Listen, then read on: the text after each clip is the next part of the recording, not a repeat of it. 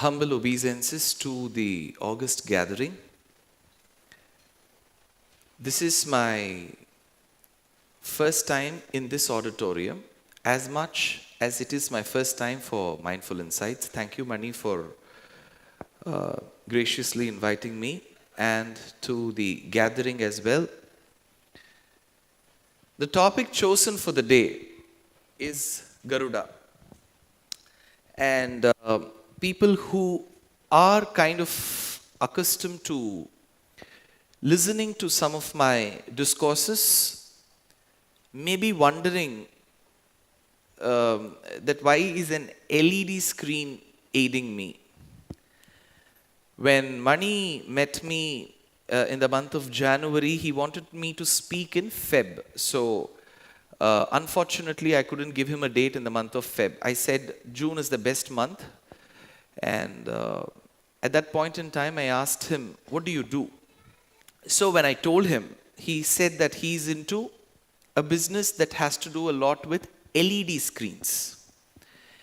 And he also told me that of all the very good projects that he has done, the recent chess tournament that happened in Mahabalipuram, all the LED was done by him.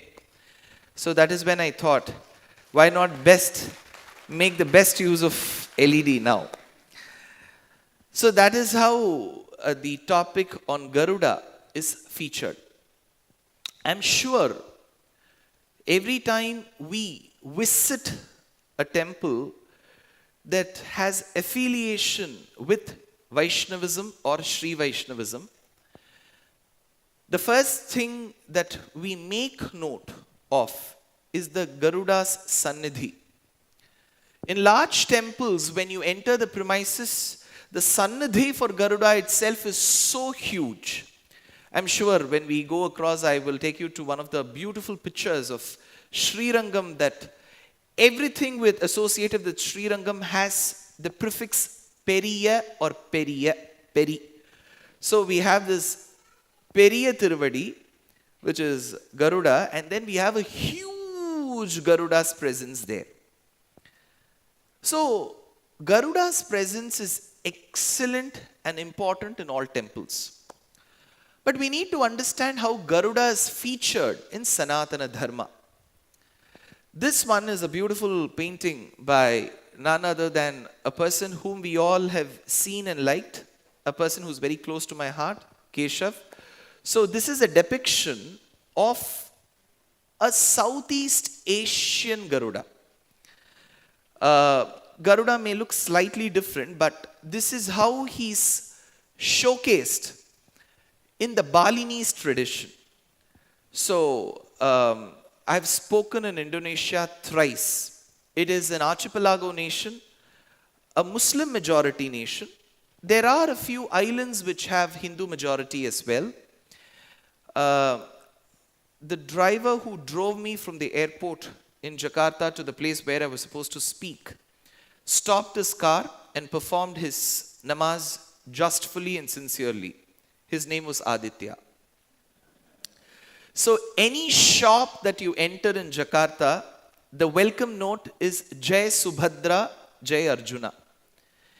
And I was taken to the largest mall in Jakarta the first time I went in 2012, and it was called Ayodhya Mall.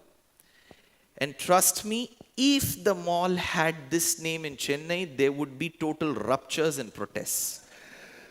So, that said, where is Garuda's Upakhyana? The charitram of Garuda depicted, where is it associated? So when we get to see Garuda, we have to understand Mahabharata first.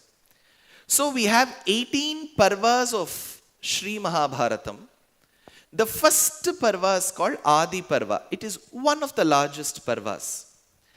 In Vyasacharya's Sri Mahabharatam's Adi Parva is Garuda Upakhyanam. Vainateya Upakhyanam, it is called. So, let me take you through how this Upakhyanam goes.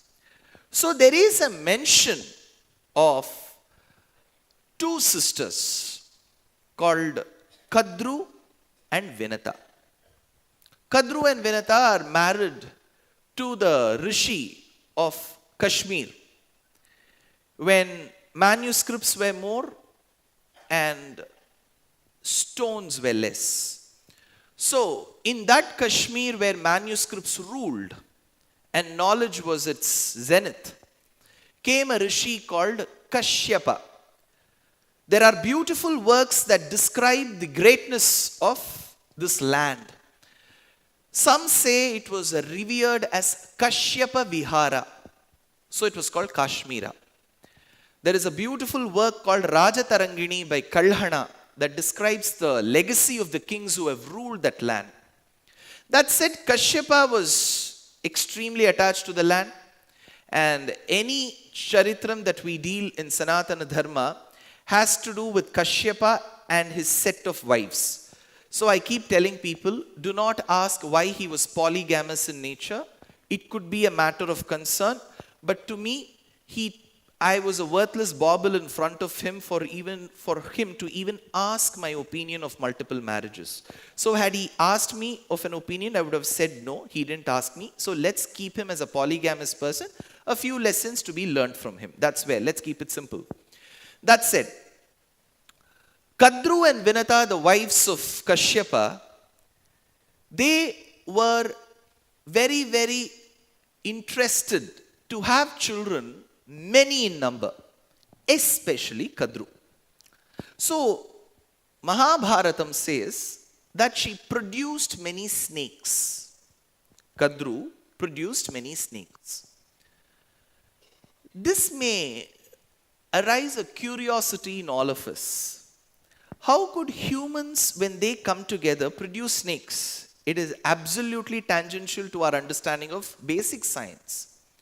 Please understand, Vyasacharya and Valmiki believed in many of us that we will be doing sufficient amount of homework while deciphering the passages of our scriptures. When you visit many of the houses, how many of you have pets at home? Cats, dogs? Don't look at each other. You're not pets. If you have pets, yeah. So there are pets. You know, people who nurture pets, when you visit their houses, I have made the grave mistake. I keep making it. And while I make that mistake, I often ask, is this your dog? They get offended. They say, that's my child. So to that couple who nurture a pet at home, they treat the pet as their own child. Will you ever ask, how did you two humans come together and produce a dog? The pet is adopted and treated as their child. Similarly, there were rishis who used to adopt animals around them in the vicinity and call them their children. Same is the case here. Kadru had many snakes. So those largely oviparous, the eggs have to hatch, the little ones have to come out.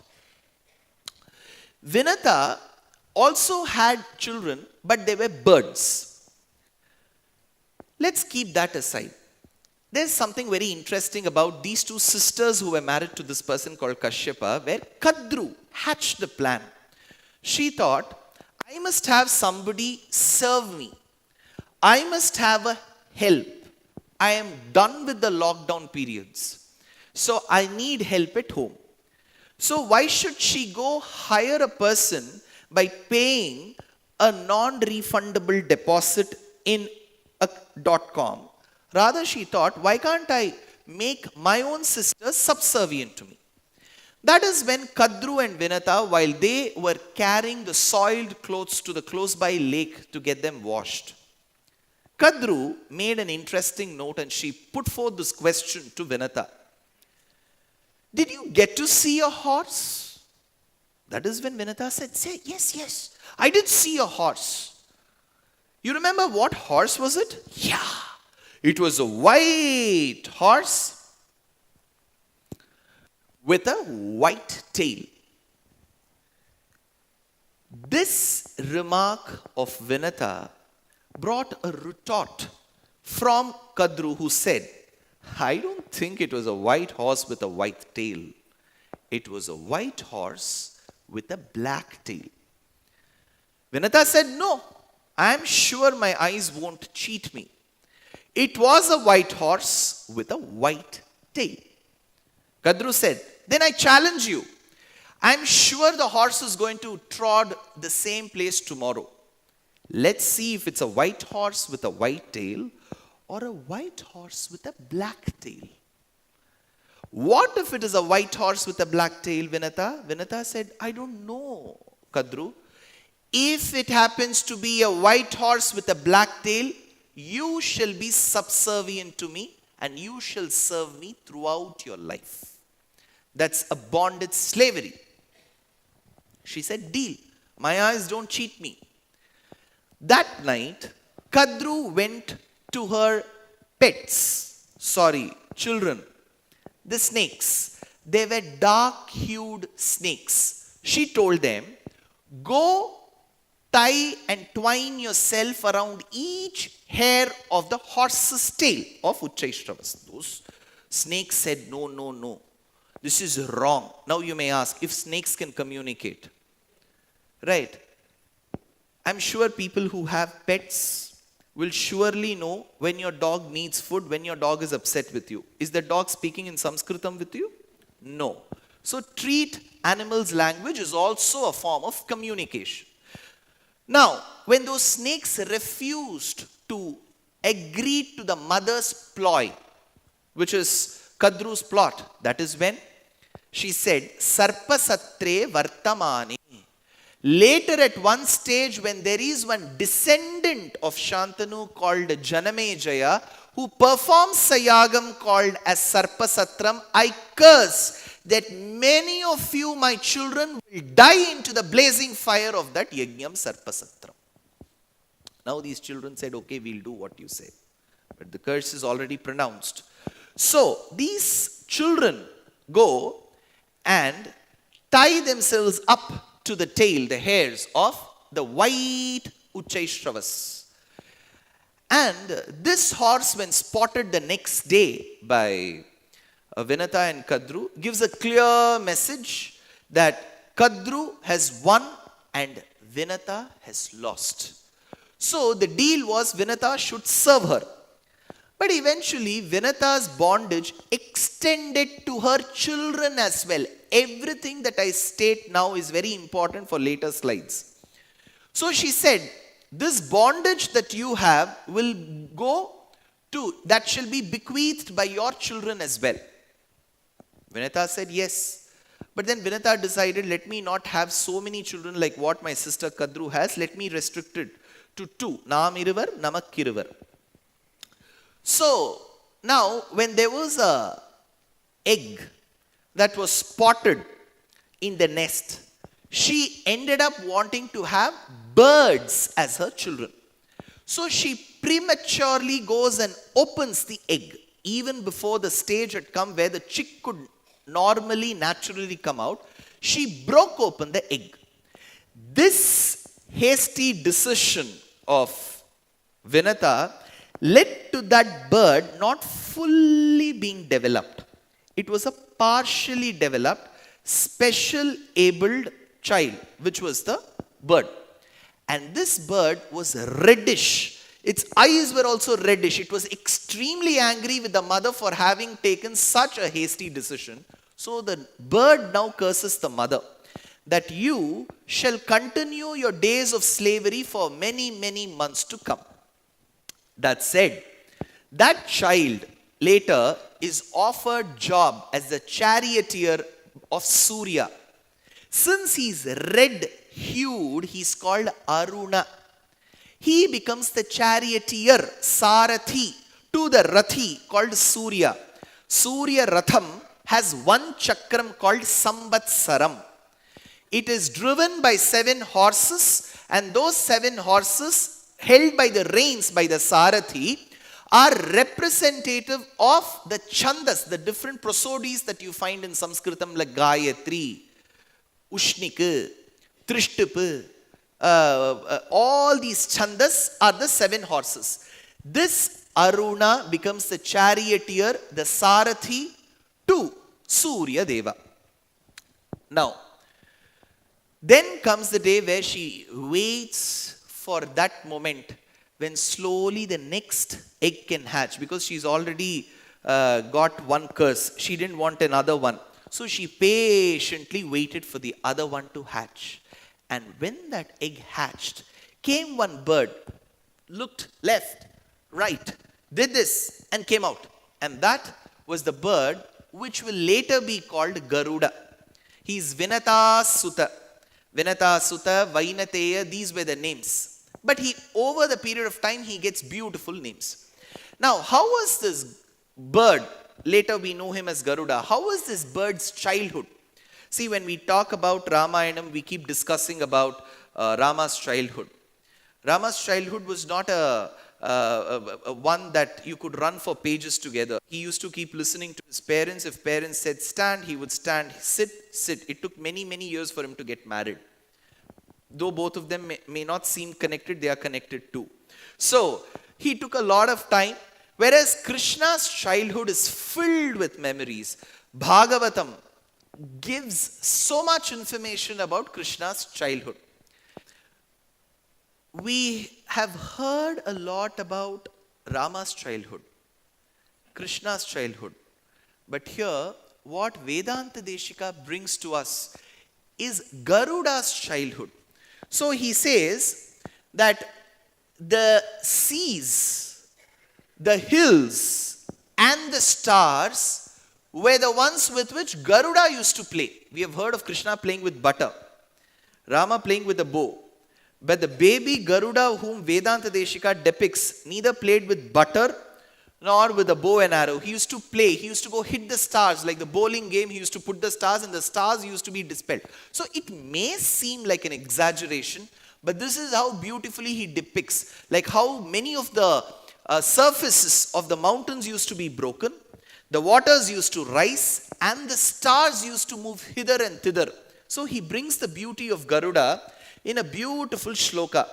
Kshunna kshoni dharani kshubita chatura kupara timyat garunti. Trutyanta rasarani sthaputita vibudha sthanakani kshipeyuhu. Patala brahma saudhavadhi vihita mudha vartananyasmadartim. Brahmanda syantarale brihati khagapater arbaka kriditani. Arbakaha, the little Garuda, Kriditani, he used to play with the stars, with the waters, and with the mountains. So as Garuda grew, he understood the situation of his mother. Because his mother used to do all the household work, Vinata used to do, and Kadru, his other mother, stepmother, was very calm and cool. The slavery with which Vinata was succumbed to extended to her children as well. One child went as a charioteer of Surya. The other one, Garuda, had to bear the brunt of all these snakes. So the snakes would say, I have to sit on your back, take me to another island. All this is mentioned in Mahabharata at the start. So Garuda was tired of doing all this work for the sons of Kadru. So at one point in time, he asked, what is that one way? Please tell me the way where I can rescue my dear mother Vinata from slavery. That is when Kadru said, if you manage to get the big pot of amritam, ambrosia, nectar, whichever way you call, from Indralokam, Indrapatnam, then probably I can think about excusing you and your mother from this bond of slavery. Garuda thought it's a great task. I will take this task upon me and I shall manage to fulfill this particular task. Now, as he takes leave of his mother, he says, Mother Vinata, I'm going to leave this place. I will go in search of Amritam. Bring that Amritam back. From then on, you don't have to wash at all. You don't have to worry at all. I, as a son, shall do this to you. Whatever I have spoken till now is there in Adi Parva of Mahabharata. Cut. Let me now do an Upanyasaka's job. I'll take you to another topic. In Srimad Ramayana, In Srimad Ramayanam, there is a situation where Rama comes and informs his mother Kaushalya, Mother, I've been ordained to go to the forest. I have to go. I have to go for 14 years. So I take leave. Mother got very upset. She said, no, I can't let my dear son go like this. Have I been waiting for 17 years to see my son suffer? What she meant by 7, because Rama had completed 24 years and was turning 25. But why does she say 17? She counts the day of his Upanayanam as day 1. So he was 7. 7 plus 17 gives you that number, whatever we desire. So she says, for 17 years I've been waiting. Have I been waiting to see my son not take the Rajyam from his father and rather go spend and toil in the woods? She says, I can't let my son go. That is when Rama tries convincing, giving her, citing various references, telling that it is the duty of a son to listen to what the father has said. She said, I can't help. At that point in time, Lakshmana comes and says, I have a solution for this. I can go behead Kaikeyi. That is when Rama says, this is not a part of our civilization. So don't do this at all. She is a mother to you as much as she is to me. I have to listen to what the father has said. In that case, Sita comes and says, what should I be doing, Rama? Rama says, see, the command that I have got is to go to the forest for 14 years. I'm sure, Sita, you're my biggest companion. But here, I tell you, please stay back in Ayodhya. The world is very small. Technology will help us build bridges. Let's stay in touch and move on. And as he said, Sita said, where are you keeping me? In Ayodhya with your mother? And I don't have a mother-in-law, I have mothers-in-law. And all of them are suffering from good health. I don't see the need to invite any priest in the nearest future. So I am not going to stay with her or them. I'm going to come with you. Then Rama says, well, if you're planning to come with me, it looks as if you're well prepared about this decision. She says, yes, I was married to you while I was 6. And while I was 6, I've heard a person who used to cite prophecies in Janakapatnam in Mithila state, Janaka, your daughter Sita will be spending many, many years in the forest. The day I heard this prophecy and the day I heard a foreteller look at my palmistry and tell that I'm going to spend many, many days in the forest, I'd kept my luggage packed. It was all said, see there. So Rama tried arguing with her. As usual, he couldn't win against Sita. He said, okay, join me. This situation where Sita and Rama managed to come out of the chamber is used effectively by Lakshmana, who prostrates at the couple's feet and says, Mata and Rama, I'm sure you will need help in the forest. Aham sarvam karishyami jagrataha svapataschate. I shall do all the household duties that a person is supposed to do. Sita, you can take absolute rest in the forest. It will be a resort-like life, hopefully, throughout the duration. He used the word hopefully because the 14th year was a disaster. And the movie that is made on it is a bigger one. So she said, well, Lakshmana wants to come, let him come. Now, as the three, Rama, Sita, and Lakshmana, they visit Kaushalya's chamber. And they say, Mata, we have to go now. We have to leave. That time, Kaushalya cites one shlokam. This shlokam comes in Ramayanam. Remember, I told you from the Mahabharatam narration that I was giving some time back, I said I'm going to divert myself to Ramayanam. Here is the verse. Yanmangalam suparnasya vinata akalpayat pura amritam prarthayanasya tatte bhavatu mangalam. The mother says, my dear son, you are going to the forest. Like how to relieve the mother from the clutches of slavery, Garuda, Vainateya, Suparna sought his mother's permission and said, I am leaving this place. And at that point in time, Vinata said, my dear son, I bless you. Similarly, I am telling you, my son, when you're leaving to the forest, I am blessing you like how Vinata blessed her son Garuda. Remember, this shlokam comes in the Ramayanam.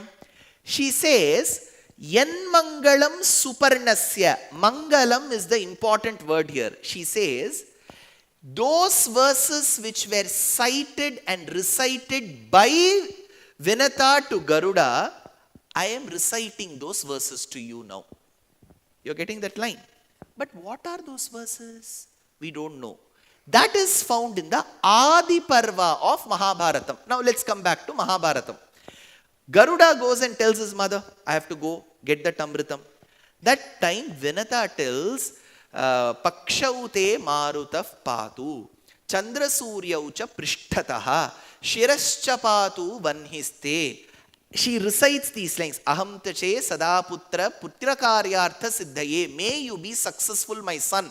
May your wings be protected by Agni. May your tail be protected by Vayu. May your body be protected by Indra. Let all these deities give you an armor, a kavacham, while you are on your sojourn to get the Amritam. So the verses recited by Vinata as an armor, a kavacham, a protection, a shield, a protective charm to her son is seen in Mahabharatam, and the reference to that is seen in Ramayanam. So this is how Ramayanam and Mahabharatam are interlinked. Now Garuda leaves that place. As he leaves, he asks his father.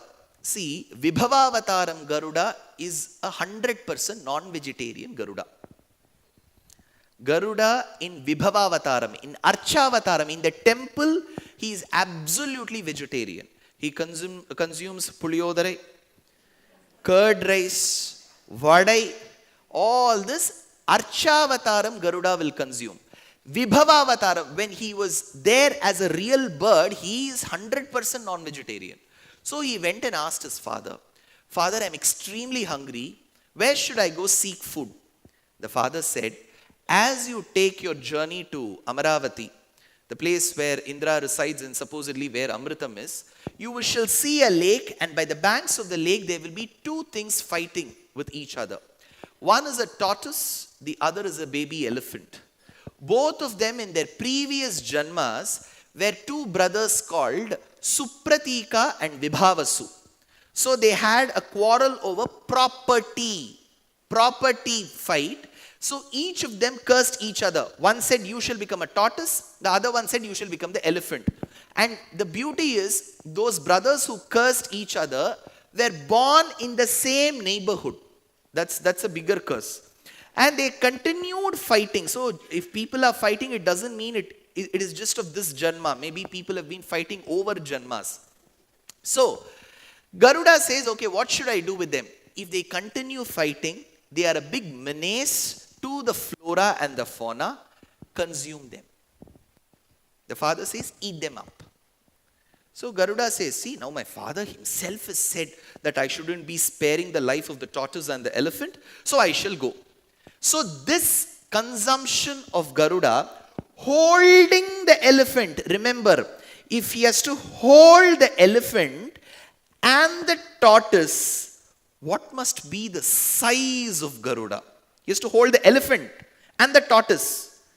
And as he held them, the tortoise and the elephant continued fighting even while they were held. Don't forget that. So they were still fighting. They were not cognizant that somebody was catching them with their claws. So as they were being carried, Garuda thought, let me take some rest. As he rested in one of those large banyan trees, I'm sure close to Bangalore there's something called Big Banyan Tree. There's a huge banyan tree in Kolkata. There's a banyan tree that you find in the Theosophical Society, one in Kalakshetra campus, huge ones. So in one of the branches of the banyan tree, Garuda happens to go and sit. The rishis then say, the rishis who were performing penance by holding the branch upside down. The branch was there. They were upside down and performing yoga and penance. That is called Valakilyasana. Remember, even today, if you do that kind of posture, it is called Valakilyasana. Now that we are very close to The yoga day, we should know there is an asana called Valakilyasana. These rishis, very, very small in size, who were hanging from the branch of the banyan tree, who were inversed and were performing this asana, were called Valakilyas. So these Valakilyas, many number, they were spread on the branch of the banyan tree and they were performing the penance. Now when Garuda by mistake went and sat on that branch, the branch broke with the Valakilyas. Valakilyas were not perturbed at all. They said, we have to accept death the way it is. But Garuda thought, I shouldn't be hurting them. So Garuda held the branch in his mouth so that he can protect the Valakilyas from falling onto the bhumi. And then he held the tortoise and the elephant. Where is this found? This is found on one of the walls of the Tirukkurungudi temple south of Tirunelveli. If you go near the Gopuram, atop it is this depiction. See, the sculptors and the supervisor of the sculptors had to, in those days, necessarily undergo good training in our itihasas and puranas. They could not just come up with anything and then say, I thought this is a very good design. They will have to come up with justifiable, very, very reliable, relatable, comprehensible references of our Puranas and then depict them on the wall. So if you see Garuda, Garuda holds the branch of the tree, and can you see the inverted Maharishis, their heads here? These are the Valakilyas. Now for you, Mindful Insights Mani has put this on a 20 feet by 10 feet screen. This sculpture in that wall of the Gopuram is barely a few inches. So this has been expanded. So if you ask me that the resolution could have been better, I wish I had the address of the sculptor. Now, this is the same depiction of Garuda holding the tortoise and the elephant and the branch and the Valakilyas. And trust me, where this comes from? This is a depiction from the Persian version of the Mahabharata. So in Iran is this depiction of what Valakilyas were. Now, all this that I have cited from the Mahabharata comes in the form of a beautiful verse by a person whom I have loved and revered throughout my life and will continue falling in love with. His name is Vedanta Deshika. He says, Sandra Krodhanubandhat Sarasi Nakha Mukhe Padape Gandashaile Tundagre Kantarandre Tadanucha Jatare Nirvishesham Yuyutsu Avyad Asmad Abhavyad Vidita Nakhara Shreni Damshtrabhigatau Jivagraham Grihitva Kamata Karatino Bhakshayan Pakshimallaha. Bhakshayan, he ate. Who? Pakshimallaha, the strongest of the birds. What did he eat? Grihitva Kamata Karatino. He ate the tortoise and the elephant. Now what did he do after that? Big question. I will cite one. What I thought was, at one point in time today, while there is a genuine quest and a thirst for quintessential knowledge, there is also one set of people who keep questioning. Let me not get into critiquing or criticizing about people who ask questions, because they know, if at all there is one civilization where we can decently, indecently, respectfully, less respectfully ask questions, this is the only civilization. No other civilization is going to let them ask questions. So giving them that liberty, let us take it on a positive note. Some people do ask questions. If the bird can hold that much of weight, the bird in its claws can hold that much of weight.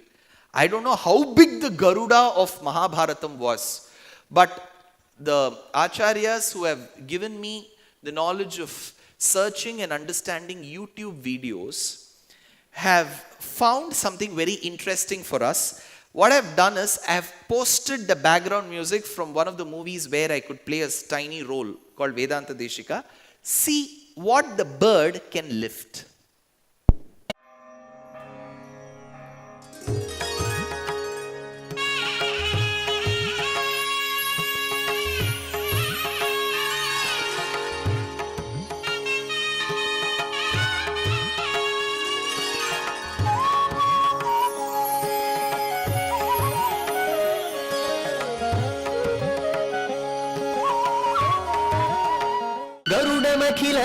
वेदनीडाधिरूढं विषत्पीडनोत्कण्ठिता कुण्ठवैकुण्ठपीठीकृतस्कन्धमीडे स्वनीडागतिप्रीतरुद्र सुकीर्तिस्तना भोगगाढोपगूढ स्फुरत्कण्टकौ व्रातवेधौ यथा वेपमानद्विजिह्वाधिपाकल्पविस्फार्यमाणस्फटावाटिकारत्नरोचिष्ठटा राजिनी राजितं कान्तिकल्लोलिनि राजितम्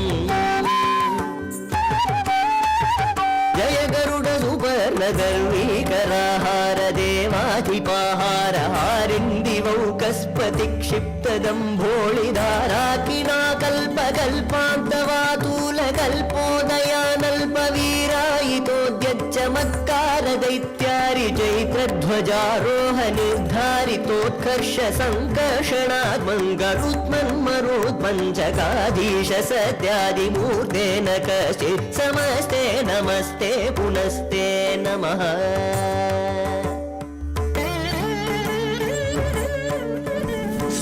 नम इदमजः च पर्याय पर्याय निर्यातपक्षानिलास्फालनोद्वेलपाथोऽधिवीची च पेटाहता गाधपाताळभाङ्कार सङ्क्रुद्धनागेन्द्रपीडा श्रीणीभावभास्वन्नखश्रेण ये चण्डतुण्डाय नृत्यद्भुजङ्ग ब्रुवे वज्रिणे दंशया दुःखमध्यात्मविद्या विधेया विधेया भवद्दास्य मापादयेथादयेथाश्च मे मणुरनुगतपक्षिवक्त्र स्फुरत्तारकस्तावकश्चित्रभानुप्रिय शेखरस्रायतां नस्त्रिवर्गापवर्ग प्रसूतिः परं व्योमधामन्मल द्वेषिदर्भज्वल ज्वालकिल्य प्रतिज्ञावतीर्ण स्थिरां तत्त्वबुद्धिं परां भक्तिदेनु जगन्मूलकल्दे मुकुन्दे महानन्ददोघ्रीं दधीता मुधा कामहीनां महीना महीनातक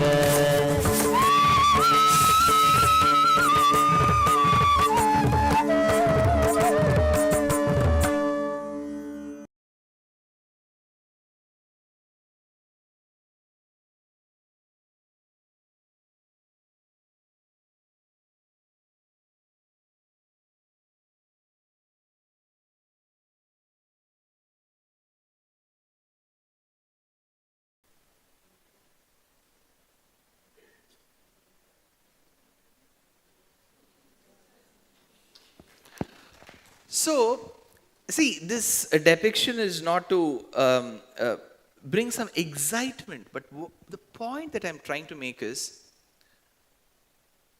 we have references to the Mahabharata verses. If people ask for citations and references and inscriptions, we have them for many, many millennia before. And Vyasacharya must have been such a very good observer of things of the flora and the fauna that have happened around him, that he knew how to confirm that birds could lift such heavy objects. Could you ever think that a good, well-developed goat, fox, they're all lifted just in those two claws. So, if this small a bird could lift that, I'm sure he could have lifted a baby elephant and a tortoise too. That's it. Now, what did he do after that? So, that consumption was over, that breakfast part was over. Now, after that, he had to continue his journey. Before that, I'm sure many of you will have children, grandchildren who are all fans of Neo books. So, I feel our civilization, directly and indirectly, has been an inspiration to many, many, many other civilization and books. It has traveled the seas, it has gone to other continents and has come to us back in a different way where we are not aware it may have had a chance of going from here. Here is going to be two scenes that I show from a book that I used to wait in the British Library outside in Bangalore for to get the first copy of the book, Harry Potter. So in the second book called The Chamber of Secrets, when Harry goes to the Sarsa Slytherin's chamber, where he's to be taken by the Bellatrix. what is the snake's name? Basilisk. So in basilisk, so what he does is while he's about to die, and many of them were caught in the chamber of the secret. That is when there is a bird which is supposedly the pet bird of Dumbledore that comes and carries them. That is called the fox. And then in book number 5, which is the Order of Phoenix, we get to see when Dumbledore is to be arrested, the bird carries him. So I'm not attributing or trying to say that J.K. Rowling must have sat through one of the Garuda Upakhyanam lectures given by Anantarama Dikshitar and Astika Samajam. But what I'm trying to say is the ideas of Mahabharata must have traveled in the last 2000 years to various civilizations and must have given ideas to other poets. If you go ask her about Garuda, she may not know. But if you ask her where you got this idea from, maybe she'll say, I got it from Greek civilization. And Greeks were called Yavanas, and Yavana had a person called Kala Yavana, who was the coalition partner of Jarasandha when he fought Krishna in Mahabharata times. So there has always been a connection. So just see what our great directors have to say. To the minister that Dumbledore has got style, I would rather keep it this way. Garuda has a style. So when Garuda took all of them, carried, ate them, then he has to go to the Pattinam, the city of Indra. There he goes and fights with Indra and gets that Amrita Kalasham. So this Amrita Kalasham and Garuda go very hand in hand. So there is a depiction that you can see here. He is the Amrita Kalasha Garuda. That is shown in a painting. Is there a living sanctum sanctorum to him? Yes. In Sri Rangam, when you get through the Rangaranga Gopuram, you take left, you will have Amrita Kalasha Garuda Sannidhi. So this is how he looks. Now, when he fought Indra and the other deities in Amaravati Patnam and got the Amrita Kalasham, we need to commemorate his victory. Where do we go for Amrita Kalasham? So we have wonderful kitchens that make a prasadam called Amrita Kalasham for Garuda. How many of you have tasted Amrita Kalasha prasadam? One there. Okay, I'll give you the recipe. So you take moong dal, paitambarpu, and you'll have to steam it well. Give about 4-5 sounds. I don't know about the Insta pot, how it works. But trusting it's a good cooker, a well-performing cooker with none of its capillaries of arteries blocked, then 4-5 sounds will suffice, and then you mash the dal and then keep the vellapaga separate. Don't give it to 2 strings, then it will become manoharam. Just 1 string will do. And then add this vellapaga, this concoction made of jaggery, to the mashed moong dal and mix it well so that it doesn't become a very, very loose paste. It has to be thick like chapati mavu. Then make balls of it. You can add cardamom or you can add little ghee and then make balls of it and steam it. So that is called as Amrita Kalasham. Okay, now I have to say I hope I don't get into any of the copyright problems. It is from Shanti Taligai. So then as he brings the Amrita Kalasham out to release and relieve his mother from the bonds of slavery, he's out. As he gets out of the Amaravati Patnam, he sees someone extremely handsome. He sees that person as a personification of spotless, blemishless beauty. Every part of this person is worth a poem. He sees beauty personified right in front of him. And he asks, "You look extremely handsome, sir. I wish I could grant a boon to you. Ask what you want." That person who was standing opposite said, "I wish to say the same thing to you. You too look extremely valorous, brimming with prowess, very, very, very powerful. I wish to give one boon to you." So each of them had one boon in their hand. That is when Garuda said, "I should always be atop you. If you're there, I should be above you." The person opposite said, "Okay, it's time for me to ask for a boon. You should always be below me. And Garuda said, okay, done. After he said done, he realized how could one person be both up and down. The person who was standing opposite him was Sriman Narayana. So he said, don't worry, Garuda. Below me, you shall be my vehicle. Above me, you shall be the emblem on my flag. Garuda Dhvaja Toshaya Gito Garuda Dandakaha. Above me, you are the emblem. Below me, you are my vehicle. Okay. There's a pertinent question here. Well, they granted boon to each other. But the Lord appeared in front of Garuda, right? On what did he come? Nadande vanduttar, sir. Ola. Ola. That Ola who doesn't accept Ola money and accepts only in cash. So, now please remember, water exists in three states. Solid as ice, liquid in its very own state, and as vapor in its gaseous state. Each of these states of water is called as Nilai in Tamil. Similarly, Parabrahmam is also like water. You may say, how are you comparing water with Parabrahmam? Remember, when in Ramayanam, Dasharatha asks, is my son worthy to become my heir apparent? Every father who anoints his son as the successor should check if the son is worthy enough. So Dasharatha did in those days. Though it was largely called a dynasty, there was democracy then too. So he asked, is my son Rama capable of becoming the heir apparent? That time, Vasishtha says yes. What did Vasishtha reply?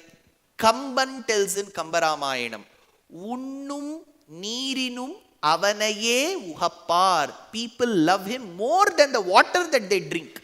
Why? Because water has many attributes of Paramatma. If Paramatma's daya flows from the higher level to lower level, so does water flow from higher level to lower level. Paramatma fits himself in any house, in any suitcase, in any temple, like how water fits itself into the container. So there are many attributes. So that said, there are many states of Paramatma, like how water has solid state, liquid state and gaseous state. See, if you travel by any of these airlines, they will ask you, water, sir? Sparkling water? And do I put some ice cubes? So, ice cube, solid, can exist along the liquid state. So, two states of the same H2O can exist together. Similarly, there are 5 states of Paramatma. Para, Vyuha, Vibhava, Antaryami, Archa. Para state is where he is in Sri Vaikuntham as Paravasudeva.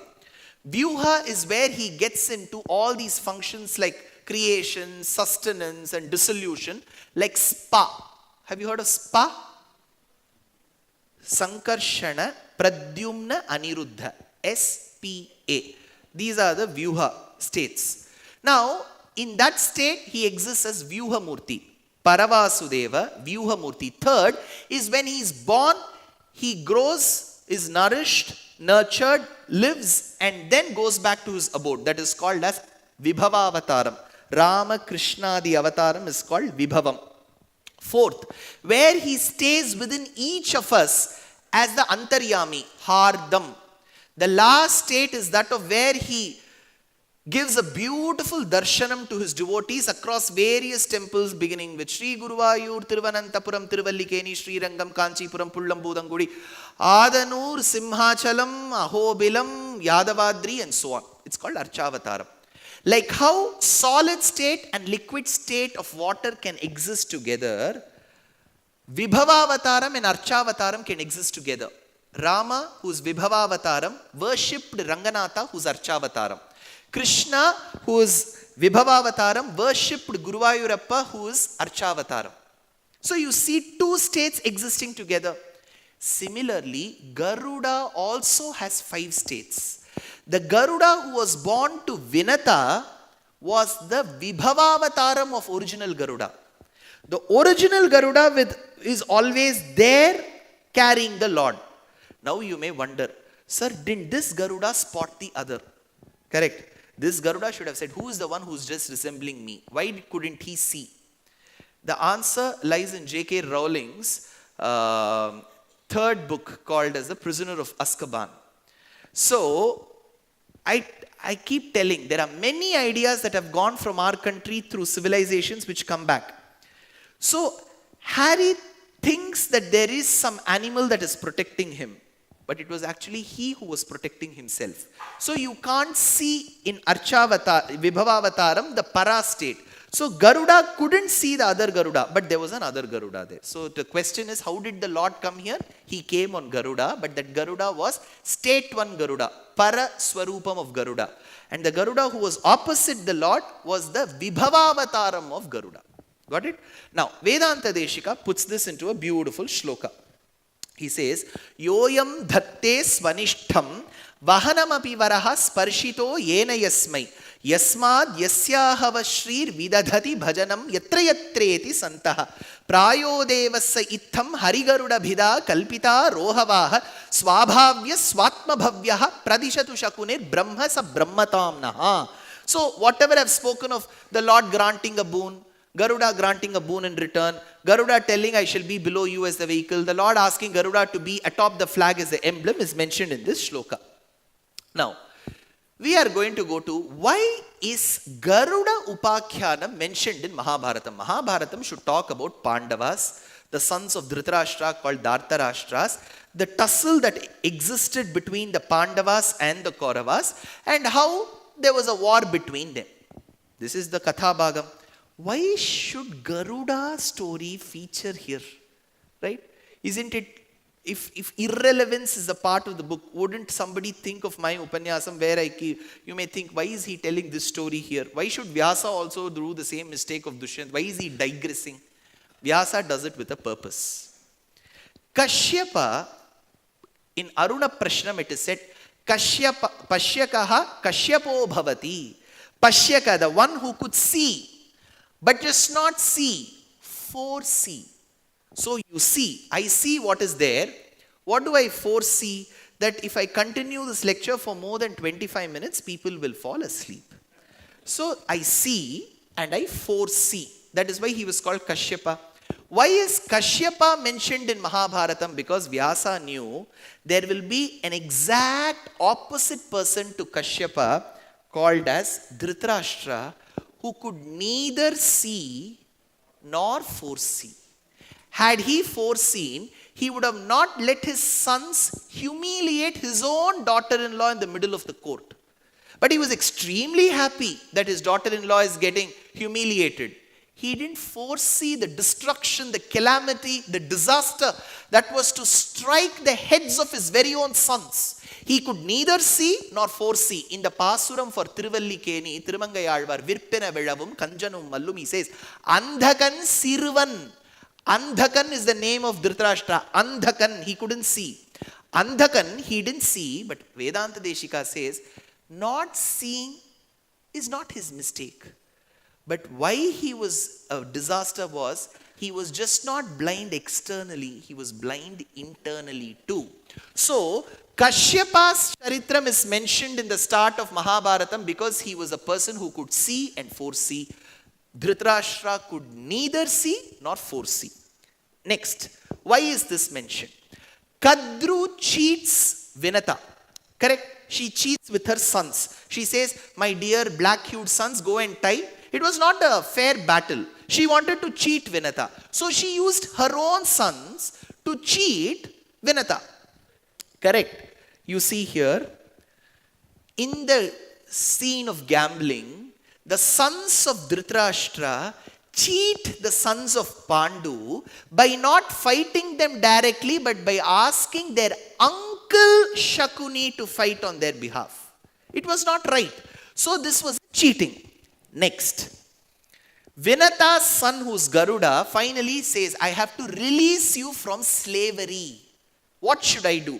He decides to release his mother from slavery by fighting Indra and bringing Amrita.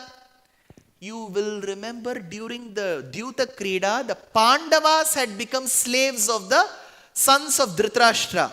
It was Draupadi who released them temporarily, but that the temporary release from slavery from the hands of the clutches of the Kauravas to the Pandavas was not sufficient for her. She said that I need a permanent release from these sons of Dhritarashtra, oh my dear Pandavas, for which here came the Gitamritam. There Vinata's son brought Amrita. Here Vishnu gave Gitamrita. Sarvopanishado gavaha dugdha gopalanandanaha partho vatsaha sudhir bhokta dugdham Gitamritam mahat. So there Garuda brought Amrita. Here Vishnu gave Gitamrita. There Vinata's son Garuda fought Indra. Here Krishna fought the Kauravas with Indra's son Arjuna. Do you see the connection? Next. If you see the next part, Garuda fights the snakes. Correct? The sons of Kadru were the snakes. Garuda, Vinata's son, fights the snakes. You remember what is the emblem of Duryodhana? Snake. And if you see, Garuda fights Indra. But here, do you see the horse? The horse, ideally what should have been there? Garuda should have been there. But Garuda you cannot use technically Garuda in the Yuddham. So he had to use horses. So Garuda could have been on the emblem. Correct? But what was there in the emblem when Arjuna fought? Hanuman. Now where will Garuda go? Where Periyalvar states that Garuda was housing himself within the horses. Meimei peruvartai vittu chittar kettirpar tammai uhapparai tamuhappar ennum sol. So Garuda was found within the horses. Do you see so many connections of the later Mahabharata with Garuda Upakhyanam? Why did Vyasacharya narrate? Because before you narrate one big kavyam called Mahabharatam, you have to give the executive summary of that kavyam through one slide. So all those parvas of Mahabharatam, the yuddham between Pandavas and the Kauravas, the Gitamritam coming, the cheating, the gambling, was all put in a nutshell as Garuda Upakhyanam, as a mini Mahabharatam by Vyasa. So Garuda Upakhyanam is the mini Mahabharatam. So if I tell you have to listen to Mahabharatam, you have to listen for years together. But what you have listened now is a mini Mahabharatam. That's said. Now, this is Surya. And Aruna, who is the first son of Vinata and Kashyapa, is the Sarathi. Now, what do we say every day? Dhyaya sada savitri mandala madhyavarti. Within the sun, everybody, whoever has the time to perform Sandhya Vandanam, what you do is you take that water and pour. You say, inside the sun is housed Narayana.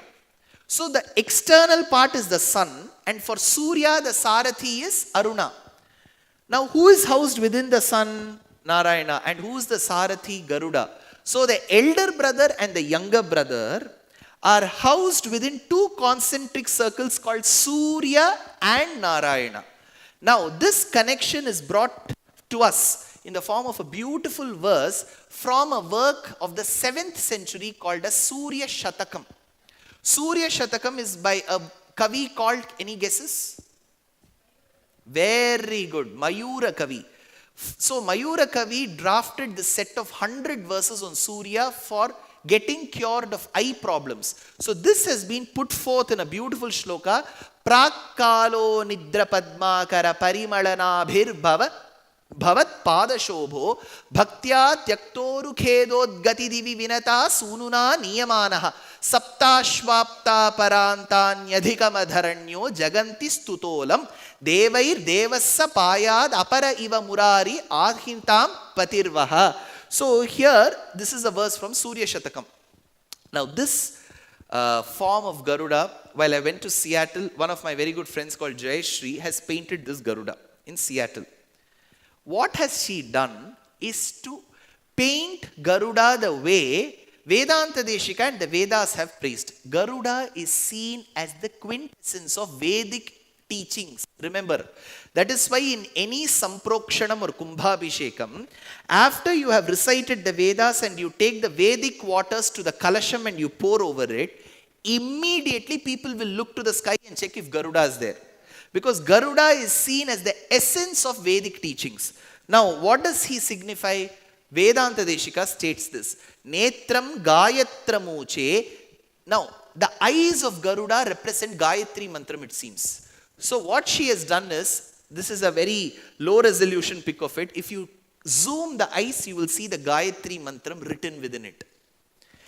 Netram Gayatramuche Trivriditi Chashiro Namadheyam Yajumshi Chandam Syangani Dishnatma Bhirajani Shaphair Vigraho Vamadevyam Yasya Stomatmanosau Briharitara Garut Tadrisham Nata Puchaha Swachandyam Nafprasutam Shruti Shata Shikara Bhishtutatma Garutman.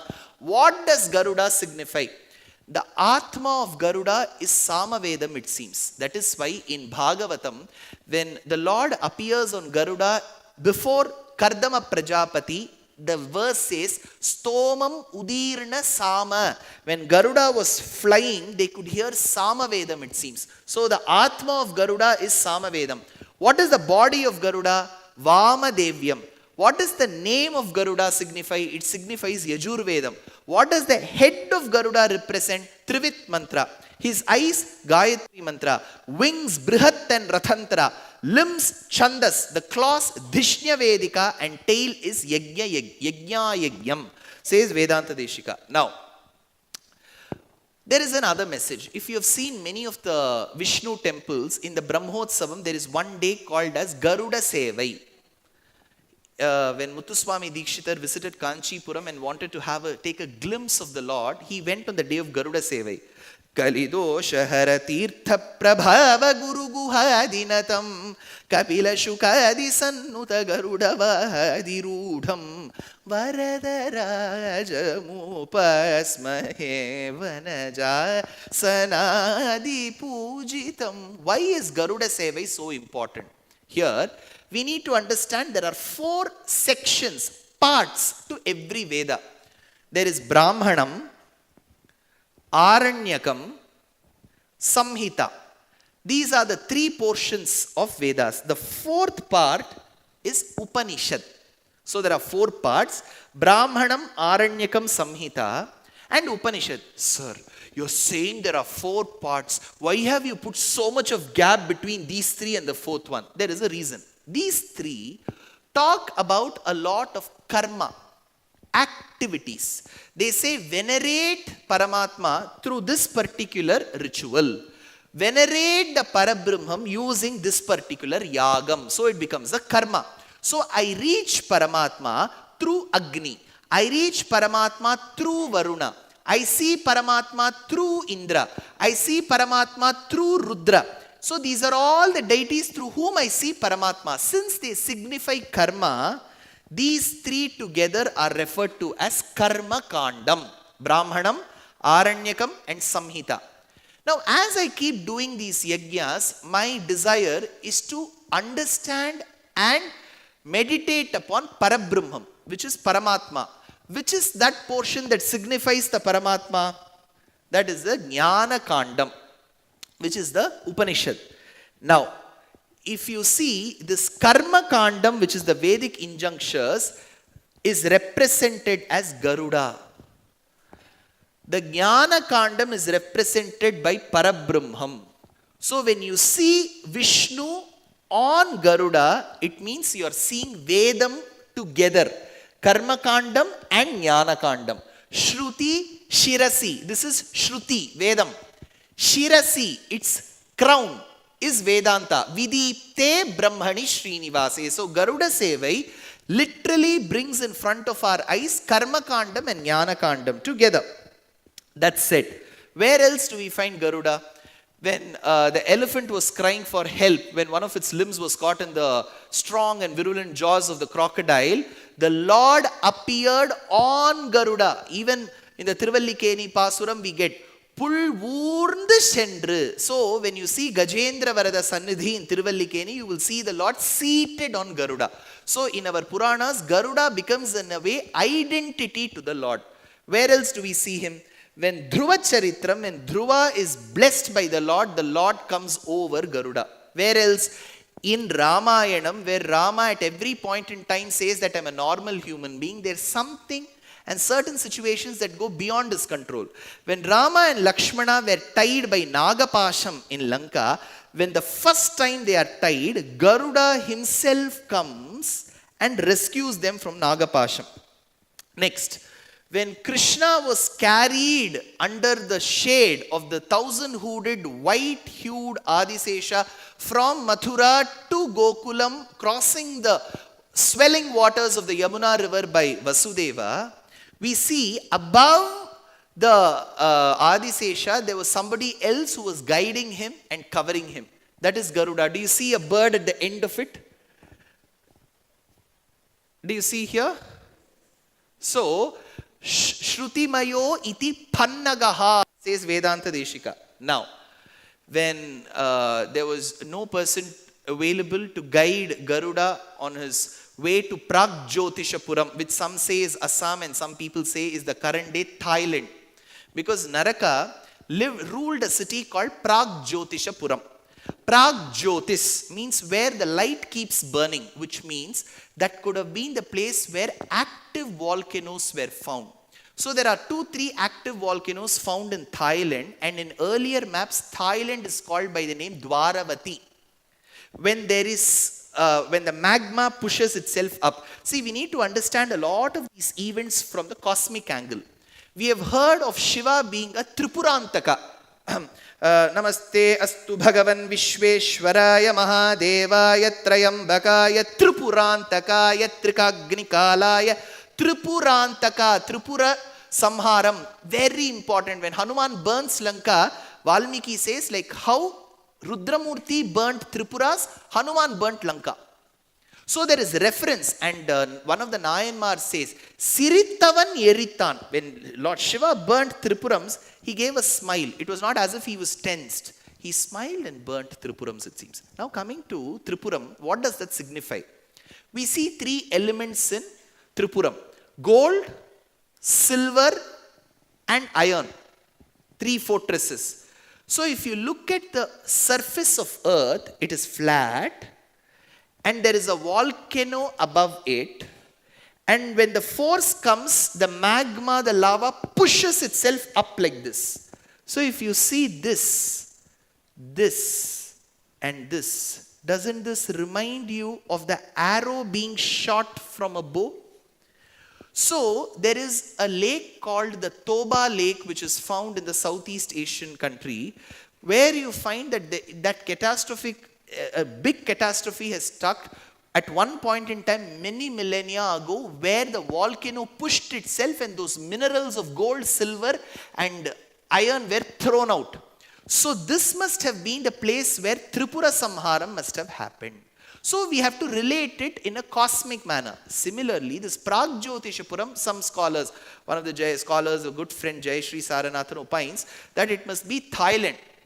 So that is why Krishna shifted took the Garuda from Gujarat and had to go to Dwaravati, which is Thailand, and fight Narakasura, and he had trafficked many innocent women and bring them back to Gujarat. So in that due process, he says, who is going to take me to Pragjyotishapuram? Satyabhama says, don't worry, I know how to guide. I've done good courses in ornithology. I can manage your Garuda. Give me the chance. So both of them take Garuda and go there. Interestingly, the first time I went to the US, I said they were so fast, they took Garuda Vega. People looked at each other. There's a courier service called Garuda Vega. So I was not aware of it, and even probably Garuda was not aware of it. So this is the large Garuda that you see when you enter Srirangam premises. Everything about Srirangam is huge. Next, even before I go to this Garuda, there is one Garuda that I wish to ask, where his wings are not open, they are folded. Where is he? Srivilliputtur, it's still open.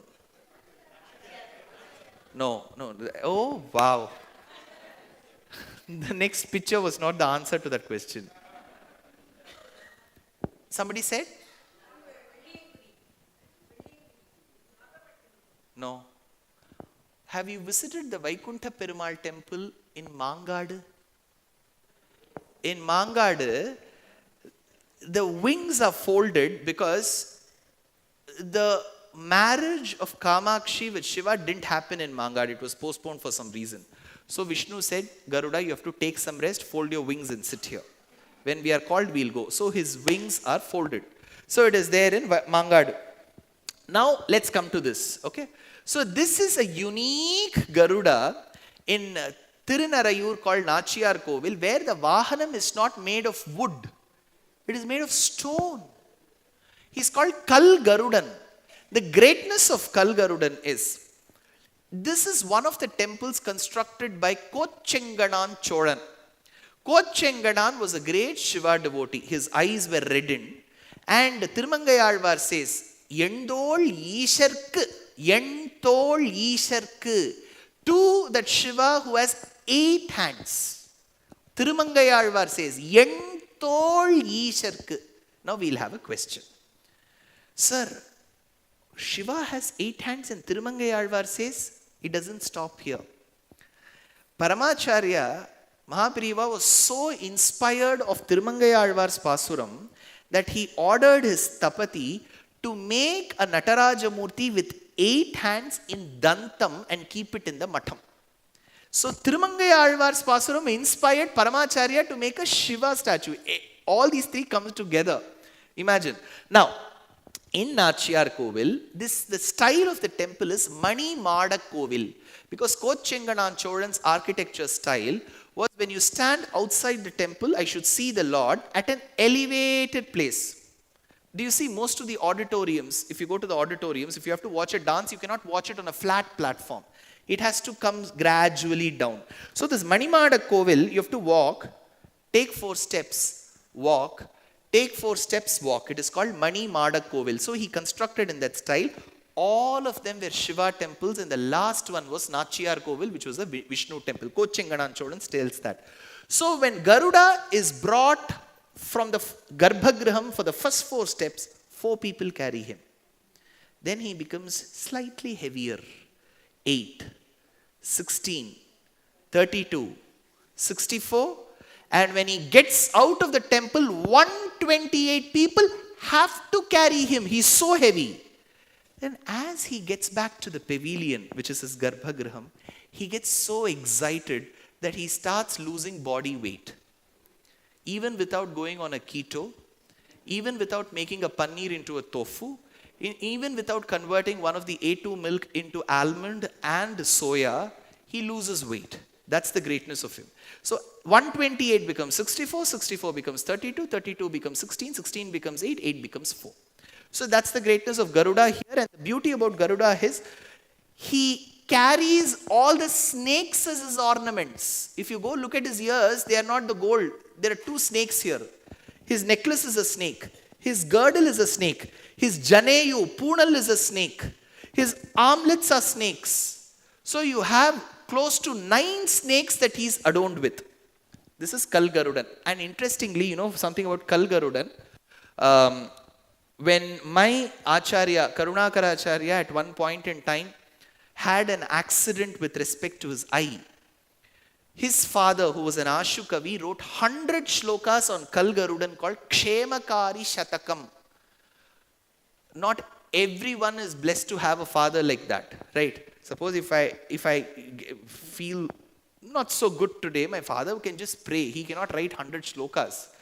Forget about composing. I don't think he can even recite. But here I had my Pracharya who wrote 100 shlokas called Kshemakari Shatakam for his son to get cured of the eye accident that he had faced. So this is Kal Garudan. Next. Can anyone guess where this Garudan is? Very good. Tiruvelliyangudi Garuda has Shankam and Chakram. Because the Lord there said, I'm too tired carrying all these ayudhams. You go carry it, and gave it to Garuda. There is one place, like how in Shiva Kshetrams you have a Tirupungur. Valimarai Tirukde Malai Pole Oru Madu Padu Tirukde.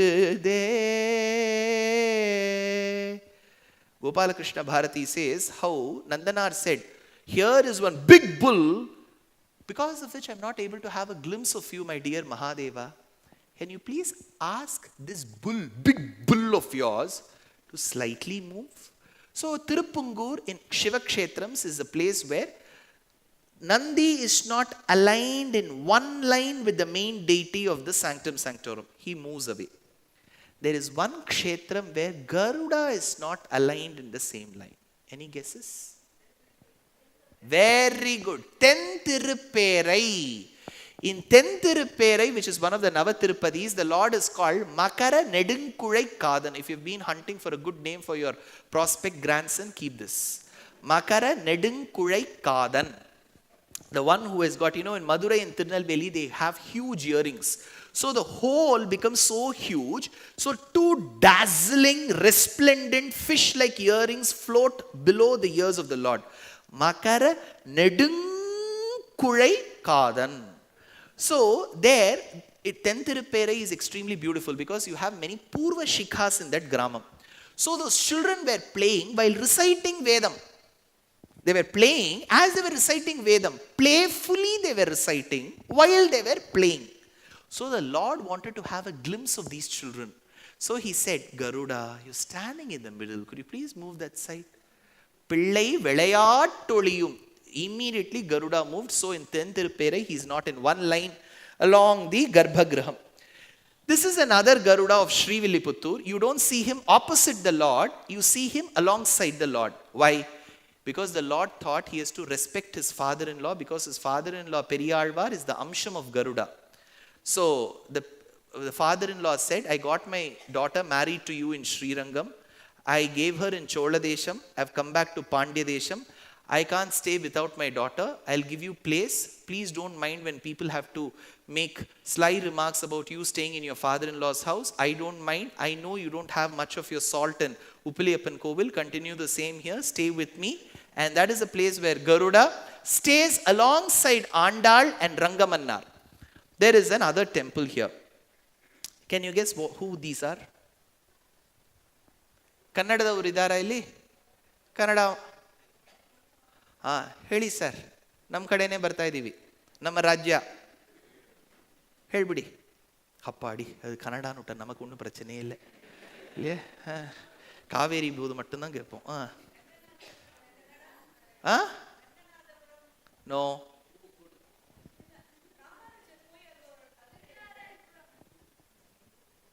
First you tell me who these people are.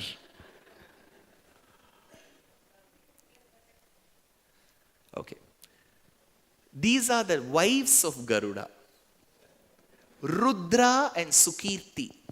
Rudra Sukirti stana bhoga gadopa gudas purat kantaka vrata vedavyatha. Rudra and Sukirti. So this is a Bindigavale village very close to Mysuru, where you have these Utsava Murtis of Garuda's wives. So that's very unique. You don't have it in any other temple. The wives of Garuda are called Rudra and Sukirti. Now, this is called Garuda Gati Bandham. See, you have many meters in which you can compose poetry. Vedanta Deshika, in a span of 3 hours, 180 minutes, 12 minutes more than PS2 and Bahubali 1. In 180 minutes, he composed 1008 verses. I still wonder if we Bharatiyas have been so bad at marketing. If this is not a wonder, do you think a building which was constructed and started leaning from the day it was built and has not fallen on ground is a world's wonder? A building has not fallen, it's been leaning from the day one, that becomes a wonder. A person who has composed 1008 verses on a terse topic like Padukas in 180 minutes, we barely even speak. In those 1008 verses, the 30th chapter is called Chitra Paddhati, the poetry of imagery. In one of those verses, it is called Garuda Gati Bandham. So Vedanta Deshika uses the velocity at which the bird flies. See, the bird won't fly point A to point B like this. It isn't a four-wheeled vehicle. It has to trace a certain path.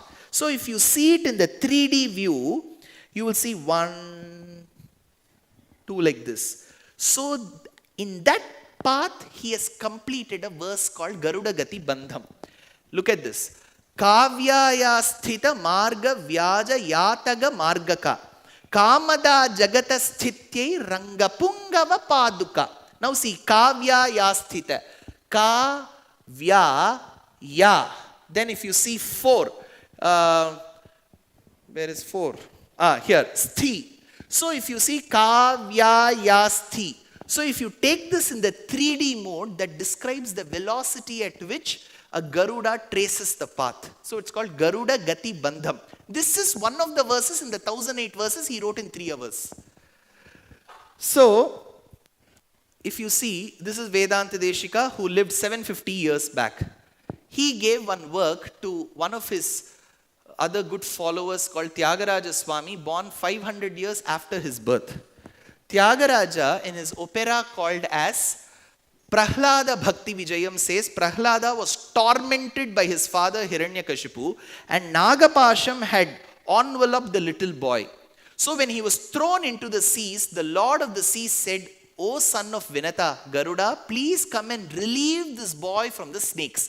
So this is the only composition available in Carnatic music that is exclusively dedicated to Garuda. It is called Vinata Sutta Rara in Ragam Hushaini. Vinata Sutta Rara na Vinuti Gai Konara Gananagha Pashambula Khandincha Rara Amareshuni Gelichi Nivamritamu Techi Vimala Kirti Vahinchi Velasi Linna Veera. So, I don't know if, sorry. Can you just check in the monitor if you can click that, just below that button is the audio player. If you take your cursor there. Vinata Sutararana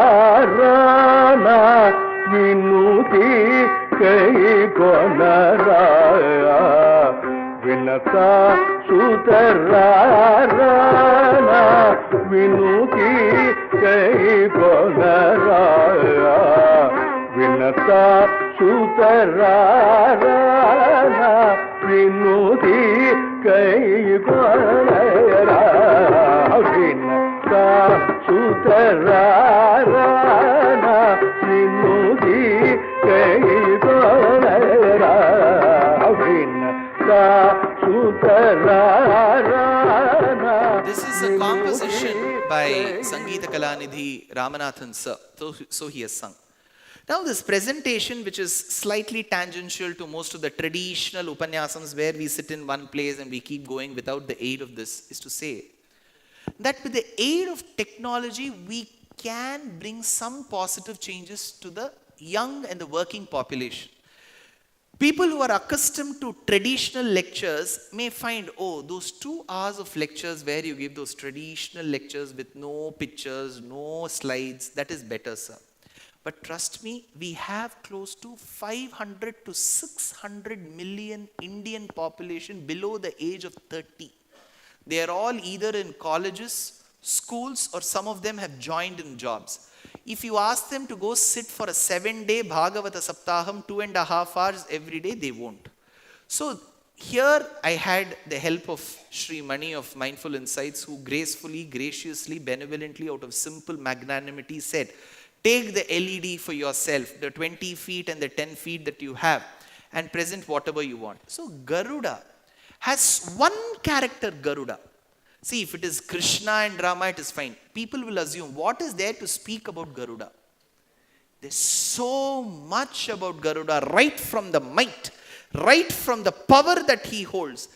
to the servitude, the ardent bhakti that he had towards the Lord, and the way he's venerated in all these temples. See, I just went to one temple of Karnataka. The remaining temples are all there in Tamil Nadu. Srivilliputturu, Tenthirupperai, Mangadu, Tiruvelliyangudi, Srirangam, Nachiyar Kovil, Srivilliputturu, they're all there in Tamil Nadu. So one state has so much to offer to Garuda. And there is a prasadam also for Garuda. There is a ragam called Garuda Dhvani. There is a kriti on Garuda called Vinata Sutarara. There is a poetry called Garuda Gati Bandham. There is a dandakam called Garuda Dandakam. There is a panchashat called Garuda Panchashat. So there is so much for us to see in Garuda. So Sanatana Dharma becomes, in the negative way the Western world says, don't open the Pandora box. For us, Sanatana Dharma is also a box, but when we open it positively, we just have gems flowing out of it. And with the aid of technology, we can bring some nice, interesting changes to the young minds. Because I have never done, except for my days of corporate life where every day we had to make one presentation or the other. Generally, for my lectures, I've never used a PPT. Though my Acharya, Karunakaracharya, is extremely fond of PPTs, I have never used a PPT because I feel narration alone will suffice. But this is the first time I'm trying something with the aid of technology to help to check if children who patiently sit through lectures, children who can understand because they can associate with pictures. Imagine everything is blank, and as such, for my regular lectures, I come with one white color veshti and uttariyam with a stubble on my face, no lights on me, 2.5 hours they have to sit, no child will sit. So we have to find new ways to entertain and keep our children engaged. That way, Mani has done a wonderful job by gifting me this LED. Thank you. Namaskaram.